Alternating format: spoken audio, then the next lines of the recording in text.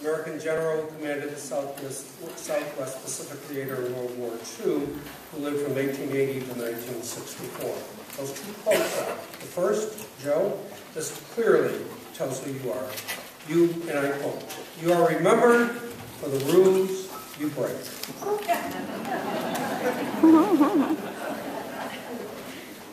And more importantly, Douglas MacArthur, and I quote, "A true leader has the confidence to stand alone, the courage to make tough decisions, and the compassion to listen to the needs of others.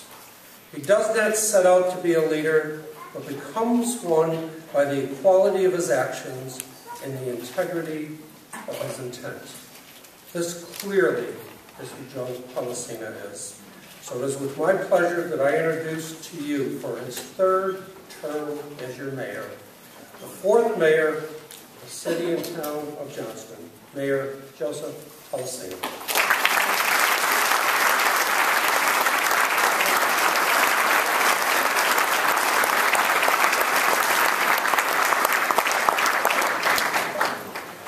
Thank you very much, Your Excellency Bishop Evans, Justice Flaherty, Senator Jack Reed, and of course my dear friend, CCRI President and Commissioner for Higher Education, Ray Pasquale.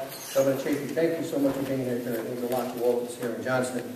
General Treasurer Gina Raimondo, Secretary of State Ralph Mollis, my dear colleagues in government, the senators, the representatives, the Town Council and the School Committee, Chairman Edward Pacheco from the State Democratic Chair, our local Chairman, Richard Delfino, Chairman of the Johnston Democratic Town Committee, Johnston residents, family, friends, good evening and welcome.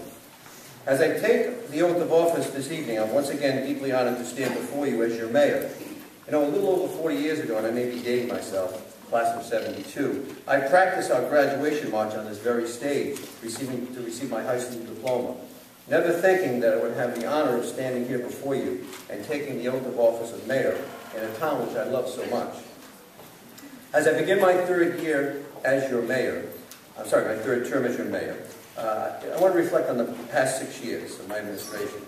6 years ago, I pledged change and to do my very best to foster a spirit of teamwork and cooperation, working together with all town officials to achieve financial stability and to restore faith of the people in their government. And of course, to restore the faith of the business community and promoting healthy economic development to ensure long-term financial stability. I'm very proud of our accomplishments over the past 6 years, and I'm particularly proud of the teamwork that has led us to these many accomplishments. As I've stated in the past, some people think it's corny, but I do believe this. It's no secret, the Johnston Town Council, the school committee, they are truly my Super Bowl team. Just as good as the Patriots, by the way. They really, truly work hard, and I believe they are the unsung heroes here this evening.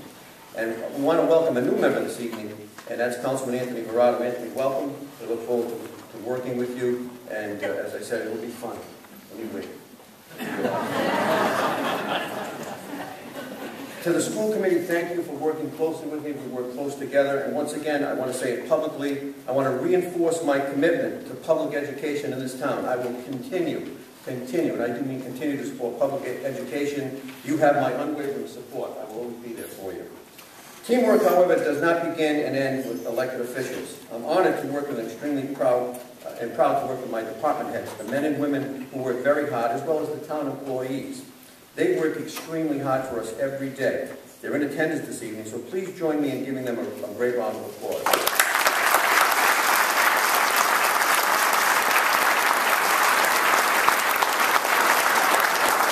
Our employees continue to do more with less. In the recent past, the municipal employees and the members of the Johnston Police Department gave back benefits and pay increases and have worked closely with my administration to improve services and finding ways to save taxpayers money, up to hundreds upon hundreds of thousands of dollars in savings as they worked with us and worked closely in the midst of the unprecedented cuts in state aid to the tune of over $10 million. Our town employees and police officers stepped up to the plate and helped the taxpayers by making concessions to help us get through these difficult financial times that we're facing. To our DPW employees, we thank you for your continuing support and working so very hard to keep our roads clean in the winter and to also make sure that those potholes get filled, because those are the complaints we get. And I appreciate that. To the Johnston Police Department, we want to thank all of you for keeping our town safe, and we appreciate your demonstrated professionalism, courage in ensuring that we are safe on a daily basis. Let's have a round of applause.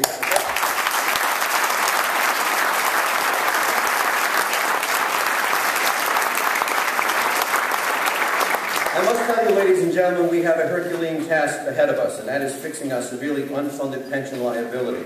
We got some new numbers on last Friday, and it's a little bit more than I thought. We have an unfunded pension liability of $110 million, and I don't think mail and bodies Google money can even cover that. Because it's spent already, so that would help us. We also have an unfunded OPEB of approximately $187 million, and we must find a solution and fix the problem once and for all.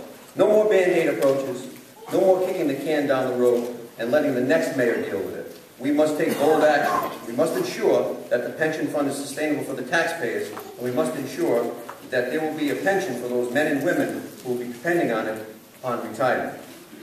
However, we cannot and will not make promises that we cannot keep. We cannot make political promises just to get reelected. We cannot mortgage our future and make promises that will bankrupt the taxpayers of today and the taxpayers of the future. I, along with the town council, will fix the pension problems, but it will be no easy task. It will take courage on the part of both my administration and the council, and we must make some very difficult decisions. The financial future of our town depends on our decisions, and that is fixing our pension problem once and for all. It won't be easy, but we'll get it done. It'll take cooperation from the police officers, which I feel very confident, and the firemen, both active and retired. But I can say this with all certainty. If there is no compromise on their part, there will be no pensions for the retirees or future retirees. Our life expectancy of our pension, we thought was 5 to 7 years, but we're probably down to 5 years with those dismal numbers that we received on Friday, before the money runs out. My words are not merely political rhetoric, my words are fact. The numbers, quite simply, don't add up. However, our town continues to be fiscally sound, with the exception of our pension trust fund. As a community, we have successfully faced many challenges during the past 6 years. Our success has been the result of restructuring government, making difficult decisions, and providing strong fiscal management. As a community, we faced our challenges with great resolve, and we are stronger for it today.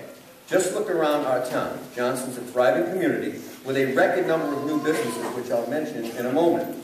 Strong fiscal management, we continue to deliver balanced budgets, operating without a deficit. As a matter of fact, this year we have a surplus of approximately $1.5 million, and I want to thank the council for working closely with me, and our school department and our school committee working so hard. They have a $500,000 surplus, and we have to thank Melissa Devine for that, because I know that she does a fantastic job for you guys. And Dr. DeLullo, and Dr. Christopher, thank you so much. I want to thank the teachers also. I'm very proud to say that the town of Johnston is fiscally stable and strong, stronger than it's ever been. While other cities and towns have reduced or eliminated their homestead exemption, Johnston continues to offer the 20% homestead exemption for owner-occupied town residents, and we offer a $40,000 elderly exemption to ensure that our seniors are able to afford to remain in their homes. We maintain financial stability for our future. When I first took over as your mayor, I knew we needed a strong economic development program to attract new businesses to our town. I pledged 6 years ago that I would focus on establishing a sound economic development plan that would reduce the tax burden on our residents, stabilize our taxes, and of course create jobs for our citizens. And working together with business leaders throughout the state and receiving input from local businesses, we have exceeded all of our expectations. I stand before you this evening as we continue to build on our over $500 million, a half a billion dollars being invested in our town, which I think is fantastic. One of the things we have to work on is, of course, our infrastructure. And we've been working on our infrastructure. We've improved our town infrastructure at minimum or no cost to the taxpayers. We built a new fire station, new soccer fields.